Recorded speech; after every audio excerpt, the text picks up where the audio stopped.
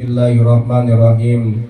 Walanabluwannakum bisyai'im minal khawfi wal ju'i wa naqasim minal amwali wal anfusi was samarat wa basyiris sabirin alladzina idza asabathum musibah qalu inna lillahi wa inna ilaihi raji'un. Ulaika alaihim salawatum mir rabbihim wa rahmah wa ulaika humul muhtadun. Wa qala an-nabi sallallahu alaihi wasallam wa kababil mauti wa iza la haula wa la quwwata illa billahil aliyyil azim.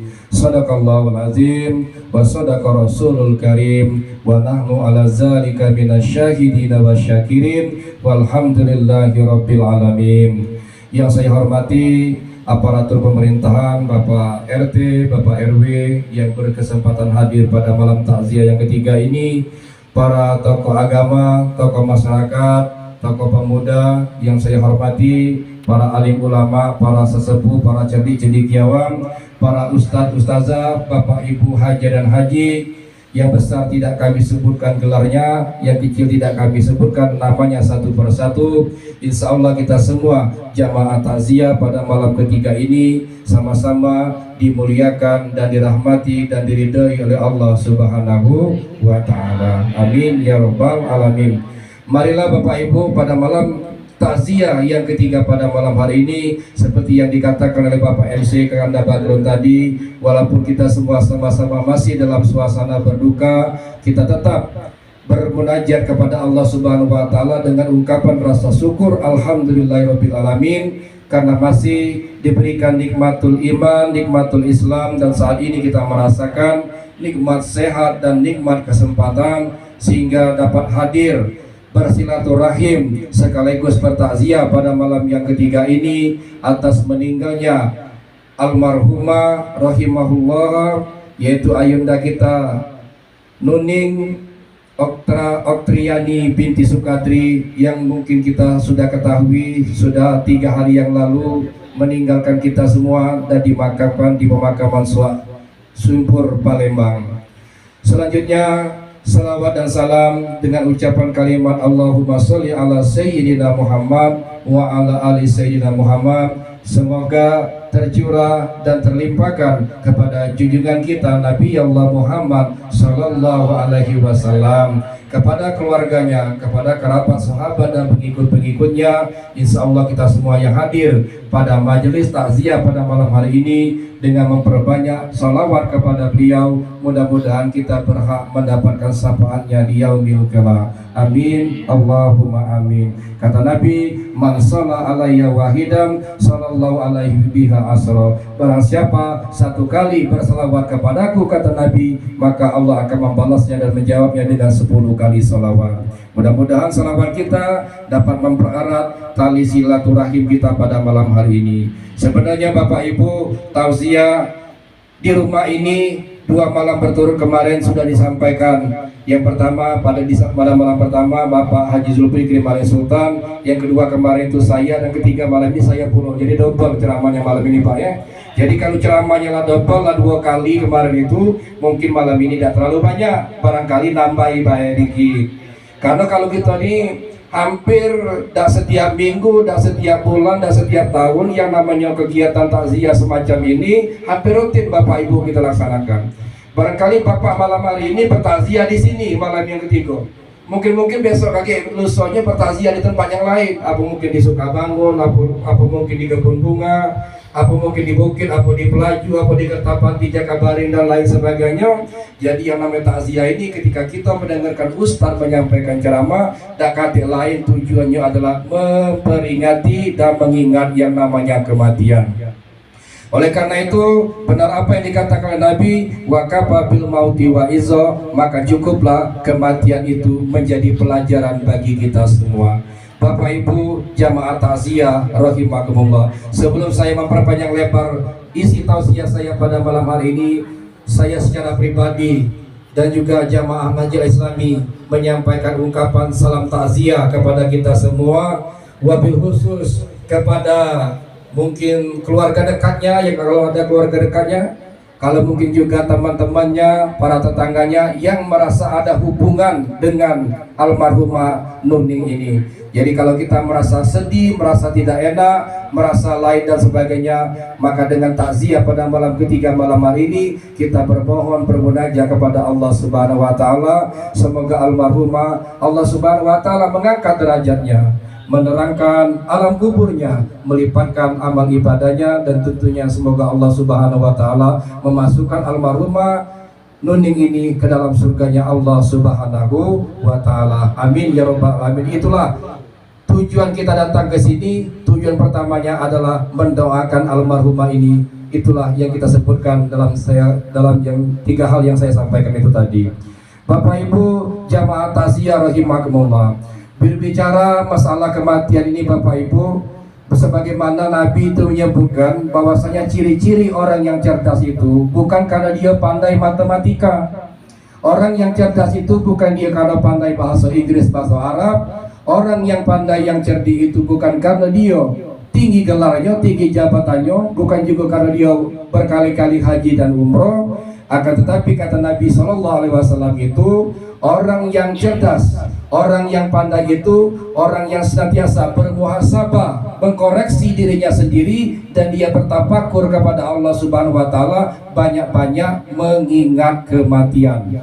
Jadi orang yang banyak mengingat kematian itu kata Nabi termasuk dan terkategori adalah orang-orang yang cerdas, yang senantiasa mempersiapkan amal kebaikannya sebelum tiba datangnya hari kematiannya. Bapak Ibu jamaah rahimakumullah, saya mengutip perkataan dari Al-Hafiz Imam Ibnu Hajar Al-Asqalani dalam kitabnya Al-Istidad Liyaumil Ma'ad. Beliau mengatakan ada 4 kali rampasan yang akan datang menghampiri kita manusia. Ada berapa Pak Haji? 4 kali rampasan yang akan datang menghampiri manusia. Yang pertama kata Al-Hafiz Imam Ibnu Hajar Al-Asqalani, yang pertama, manusia semenjak dia mulai hidup di atas di dunia sampai dia nanti akan dibangkitkan pada hari kiamat akan mengalami 4 kali rampasan. Rampasan pertama yang akan kita alami oleh setiap manusia adalah, yang pertama kata beliau, ruh atau nyawa kita nanti akan diambil paksa oleh malaikatul maut Allah Subhanahu wa taala. Apabila kita setiap manusia sudah tiba waktunya, sudah tiba waktu jadwal kematiannya, la yastakhiruna sa'ata wa la yastaqdimun, kata Al-Quran. Kematian itu tidak dapat dimajukan dan tidak dapat dimundurkan. Apabila sudah tiba waktunya, maka malaikat maut yang bernama Israel akan datang menghampiri kita, mencabut nyawa ruh manusia yang telah ditentukan jadwal kematiannya. Maka malaikat maut akan bekerja dengan sangat hati-hati, tepat sasaran, dan tidak mungkin salah pilih. Jadi Bapak Ibu, disebutkan menurut bocoran dari hadis Nabi Muhammad SAW, malaikat maut itu dalam seharinya kalau tidak salah 70 kali mengunjungi umat manusia ini. Jadi Bapak Ibu, dalam satu hari itu kita ada yang namanya waktu 24 jam. 24 jam kalau dibagi 70 kali, berapa kali malaikat datang menghampiri kita? Berapa jam maksud aku? Jadi kalau dikalkulasikan oleh para ahli matematika, 70 dibagi 24 jam lebih kurang sekitar 1/4 jam malaikat maut selalu mendeteksi melihat kita manusia ini. Maka ketika malaikat maut melihat umat-umat manusia yang ada di muka bumi ini, ada yang kejingannya lada cekak cekiki ketawa-tawa ke sana, ada yang sana kemari sibuk berbelanja, ada yang sana kemari sibuk dengan urusan dunia. Terkadang ada juga manusia yang sibuk dilalaikan dengan maksiat, seakan-akan malaikat itu geram nyingoknya. Buang ini katanya, gawinya tak benar di pucuk dunia ini, gawinya nak nyabu-nyabu baik, gawinya nak mabuk-mabuk baik, nak main betina baik, gawinya nak curang, nak maling dan lain sebagainya. Rasa pengen aku cabut, aku tarik nyawanya, kata malaikat ini. Tapi apa kata Allah Subhanahu wa taala? Jangan dulu, jangan dulu kau tarik nyawa begitu. Mungkin barangkali setelah dia berbuat dosa, mungkin barangkali setelah dia berbuat maksiat, dia istighfar, dia insaf kepadaku, dia akan bertaubat atas kesalahan-kesalahannya. Oleh karena itu Bapak Ibu, betapa maha sayangnya Allah Subhanahu wa taala, maha rahmannya Allah Subhanahu wa taala. Jadi kalau kita ada melakukan kehilapan, kesalahan apapun di atas dunia ini, belum Allah catat dosa, sebelum Allah itu menunggu mungkin ada ungkapan penyesalan dan istighfar dari kita yang berbuat kesalahan. Maka oleh karena itu Bapak Ibu, ketika kita melakukan niat ibadah, misalnya umpamanya Bapak Ibu dari rumah ini ingin berniat nanti subuh, aku bangun subuh akan pergi menunaikan sholat subuh secara berjamaah di masjid. Tiba-tiba subuh kaget datang hujan turun tengkojo, kalau bahasa Lempungnya, bahasa dusunnya, tengkojo itu hujan deras kan loh ya. Jadi setelah ada niat tadi hujan deras, tak jadi pergi ke masjid, tapi niat hati gitu lah terpasang, aku pengen subuh kaki berangkat ke masjid, ingin melaksanakan sholat subuh secara berjamaah. Oleh karena ada uzur secara syar'i, hujan turun, maka sholat subuh berjamaah tadi tinggal cuma niatnya baik, jadi urung berangkat ke masjid. Nah, dengan tidak terjadinya perbuatan sholat niat subuh berjamaah ke masjid tadi, Bapak Ibu yang berniat sudah dicatat pahala oleh Allah Subhanahu wa taala, walaupun tidak pergi ke masjid dan tidak melaksanakan sholat subuh berjamaah di masjid. Jadi namanya ada pahala niat. Tapi kalau Bapak Ibu misalnya ke masjid hari hujan, ada solusi juga ya, ya. Ada payung mungkin, ada jas hujan. Tapi kalau memang uzur niat, memang kita berat takut ketimpa hujan bakal mengakibatkan kita demam, ya sudah tidak apa-apa, salat subuh di rumah. Kalau ada anak bini, ajak anak bini, ada anak ajaklah berjamaah di rumah sholat subuhnya, walaupun tidak ke masjid, tapi yang penting sholat subuh di rumah, apalagi dilaksanakan sholat subuh itu berjamaah di rumah. Jadi perlu Bapak Ibu di rumah kita itu kita terangi rumah tangga kita itu, kata Nabi, bukan karena pernak-pernik yang mahal yang bagus, bukan karena lampu wattnya yang besar yang mahal.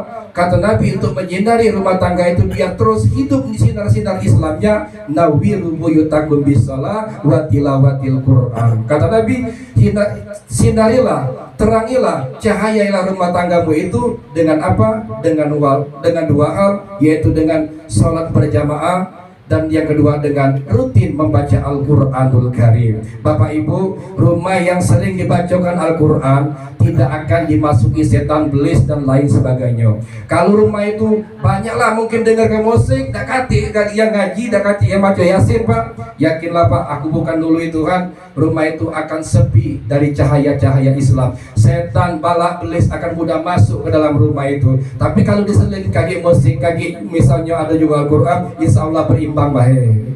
Aku juga galak juga dengar musik, kadang-kadang galak juga bernyanyi. Tapi aku sarankan dengan keluarga aku, kalau pajak kamu pintar bernyanyi, jangan lupa kamu galak-galak ngaji, baca Al-Quran di dalam rumah. Karena rumah yang disinari dan diterangi dengan bacaan Al-Quran, rumah itu akan bercahaya dipandang dari langit oleh Allah Subhanahu wa taala. Jadi Bapak Ibu, rampasan yang pertama ini yang akan datang menghampiri setiap kita manusia, malaikat akan mencabut roh kita secara paksa. Kalau tiba waktu kematiannya seperti yang saya katakan tadi, maka tidak dapat dimajukan dan tidak juga bisa dimundurkan. Malaikat akan bekerja dengan tepat waktu menjalankan tugasnya dari Allah Subhanahu wa taala. Maka alangkah baiknya Bapak Ibu, jika ketika ajal kita belum datang, belum tiba, belum menghampiri kita, maka kata Al-Quran, wa tazawwadu fa inna khairaz zadi taqwa. Persiapkanlah bekal, kata Allah Subhanahu wa taala. Perjalanan kita amat jauh. Perjalanan amat jauh, sungguh sangat membutuhkan bekal, dan bekal terbaik dalam menghadap Allah Subhanahu wa taala itu adalah ketakwaan kepada Allah Subhanahu wa taala. Mari hidup kita hiasi dengan amalan-amalan soleh.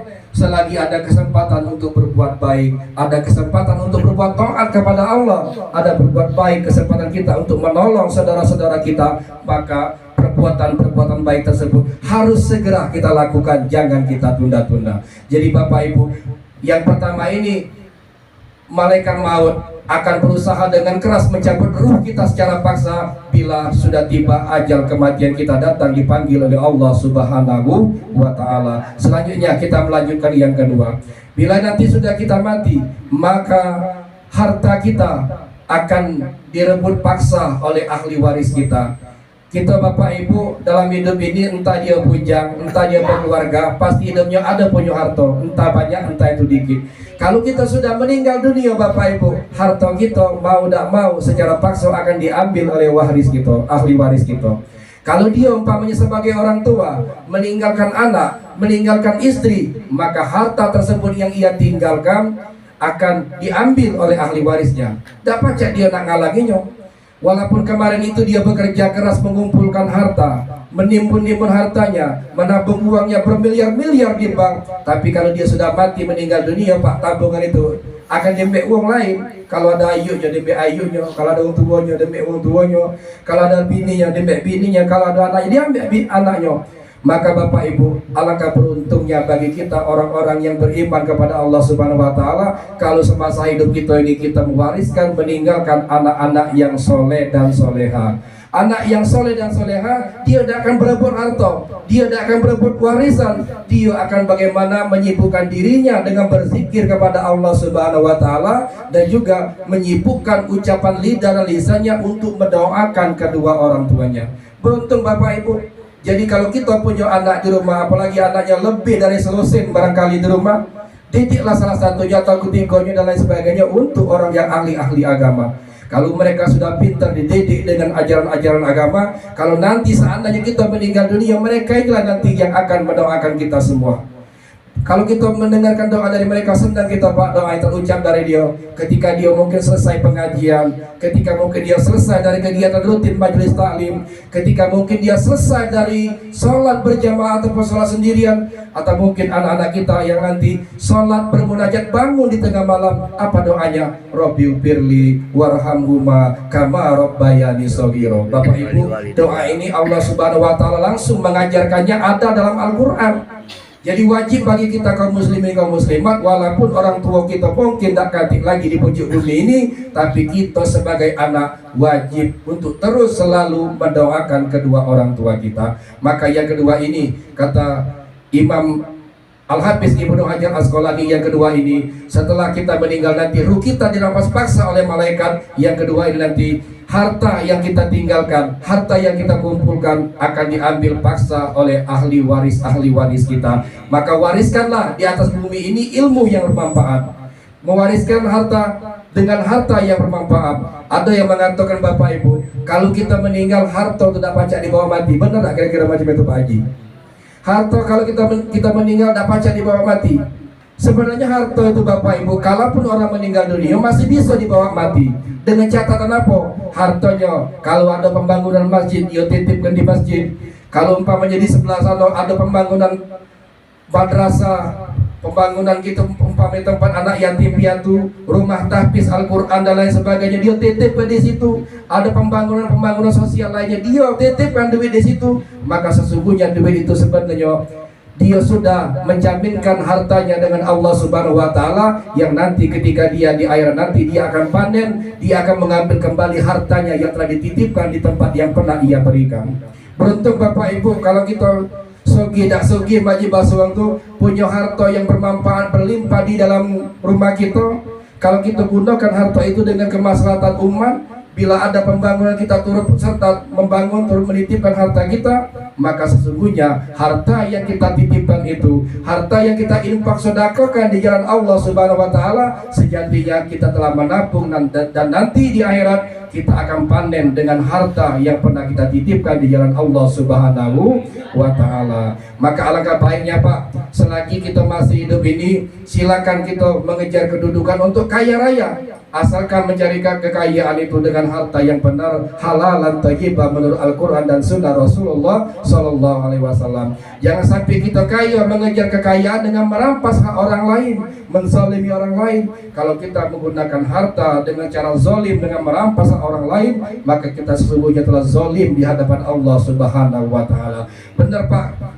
Pepatah bijak mengatakan harta yang kita makan itu akan habis, mati kata bahasa kasarnya itu akan jadi tai.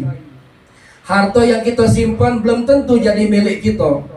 Dan ketika kita nanti umpama meninggal dunia, maka ahli waris kita yang akan memperebutkan harta yang kita simpan, yang kita titipkan. Tapi kalau harta yang kita titipkan di jalan Allah Subhanahu wa taala, ingatlah, yakinlah di akhirat nanti kita akan panen dan akan mengambil kembali harta yang telah kita titipkan di jalan Allah Subhanahu wa taala. Mudah-mudahan jamaah takziah pada malam hari ini menjadi jamaah yang senantiasa mendapatkan taufik dari Allah Subhanahu wa taala, sehingga nanti kalau kita punya harta baik banyak atau sedikit, kita ada kemauan, ada niat untuk berjuang dan berjihad di jalan Allah Subhanahu wa taala. Yang ketiga Bapak Ibu, yang ketiga, menurut Imam Al-Hafiz Ibnu Hajar Al-Asqalani dalam kitabnya Al-Istidad Liyaumil Ma'ad, beliau mengatakan, apabila nanti sudah kita mati, maka badan kita, jasad kita akan menjadi santapan cacing tanah. Maka benar Bung Haji Roma Irama mengatakan, jadi santapan cacing tanah. Mungkin bagi ahli yang suka menyanyi tahu dengan lagu itu,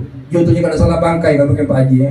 Nah, jadi kalau kita meninggal dunia Bapak Ibu, jasad kita, badan kita, jasmani kita yang kita bangga-banggakan saat ini, yang mungkin kita bermegah-megahan dengan pakaian mahal, yang mungkin kita di atas dunia berkendara dengan kendaraan yang mewah, nanti ketika meninggal dunia, jasadnya kita akan dimakan cacing tanah Bapak Ibu hadirin sekalian yang kami hormati.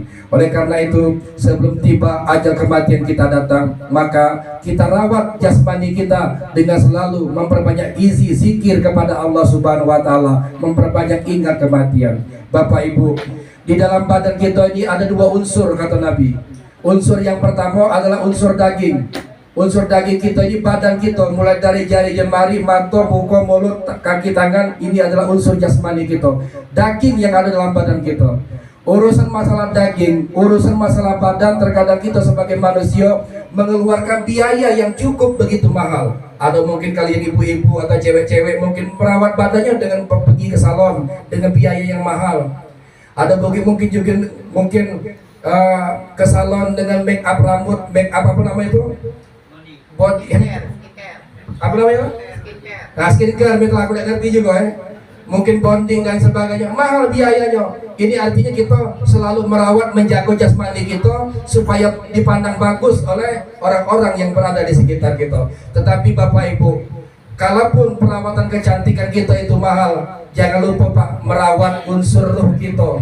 Ruh kita ini perlu juga dengan gizi. Apa gizinya ruh kita? Banyak-banyak kita berzikir, mengingat Allah Subhanahu wa taala, diisi dengan iman dan ilmu. Jadi kalau ruh kita Pak, yang ada di badan kita ini, kita isi dengan ruh, kita isi dengan iman dan ilmu, maka sesungguhnya kita telah memberikan nutrisi terbaik buat ruh kita. Kalau nanti Pak ketika meninggal dunia, jasad kita dipendam, habis dimakan ulat cacing tanah, tapi ruh kita masih abadi, masih hidup, akan dihidupkan kembali oleh Allah Subhanahu wa taala.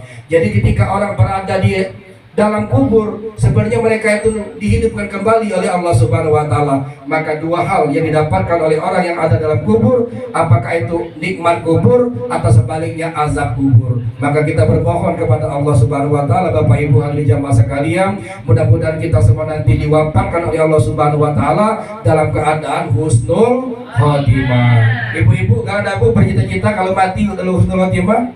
Kepengen. Jadi Bapak Ibu kita boleh bercita-cita, kaki kaku, kalau aku sehat, kalau aku umpamanya gawinku sukses, aku pengen nak ini nak itu, pengen kaki nak haji nak umroh, atau pengen kaki nak menyumbang anak yatim piatu, boleh kita bercita-cita yang baik seperti itu. Tetapi ada satu Pak, cita-cita mulia yang harus kita tanamkan. Kalau pacak tuh kita mati dicabut ruh oleh Allah Subhanahu wa taala dalam keadaan husnul khotimah. Bisa-bisa Pak dalam keadaan husnul khotimah itu mungkin mati ya di masjid lagi mendengarkan zikir.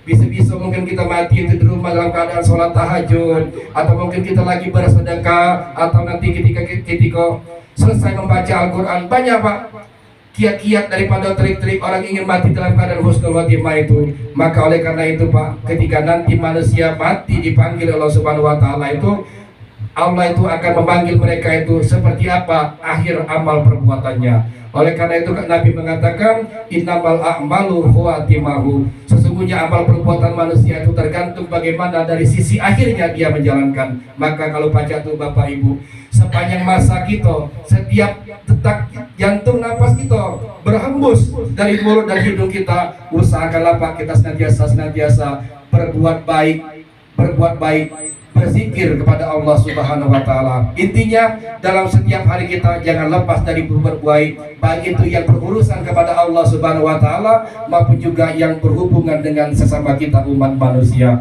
Langsung saja Bapak Ibu, kita melangkah yang keempat. Yang keempat, kata Imam Al-Hafiz Ibnu Hajar Asqalani, nanti manusia akan mengalami rampasan ketika di akhirat. Ketika nanti di akhirat dia akan dipanggil oleh Allah Subhanahu wa taala. Dia semua akan mempertanggungjawabkan amal perbuatannya. Kalau nanti waktu dulu di dunia dia rajin ibadah, rajin zakat, rajin puasa, rajin mengerjakan sholat, akan tetapi selama hidupnya di dunia dia sering menzalimi orang lain, menyakiti orang lain, nanti ketika akhirat akan datang tagihan. Tagihan itu berupa cek rekening, sianu bulan bin bulan. Kau dulu walaupun rajin galak ceramah, galak pergi masjid mana masjid sini, galak takziah sana takziah ke sini, galak ngobrol sana ke sini, tetapi kau pada waktu hidup dunia kau galak jahat dengan tetangga umpamanya, galak ngumpat ke tetangga, galak manas-manas ke tetangga, sehingga orang lain beli kulkas, tetangga sebelah beli kulkas, kita jadi marah. Tetangga sebelah kita beli rumah, kita jadi beringasan. Tetangga sebelah dapat rumah bertingkat-tingkat, kita jadi cak penasaran. Maka orang yang semacam ini, yang zalim hatinya kepada tetangganya, kepada saudara-saudaranya, pada hari kiamat nanti akan ditagih balasannya, karena dia waktu selama hidup di dunia dia pernah menzalimi orang-orang yang ada di sekitarnya.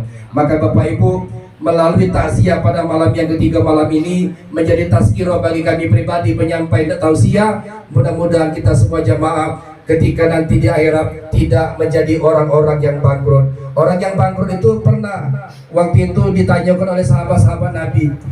Kata Nabi itu, dia bertanya kepada sahabat, atadruna muflis, kata Rasulullah bertanya kepada para sahabat. Wahai sahabat, kata Rasulullah, tahukah kamu siapakah orang yang muflis itu? Muflis itu Bapak Ibu artinya orang yang bangkrut. Siapakah orang yang bangkrut itu? Maka para sahabat menjawab, Allahu wa rasuluhu a'lam. Allah dan Rasulnya lah yang lebih tahu.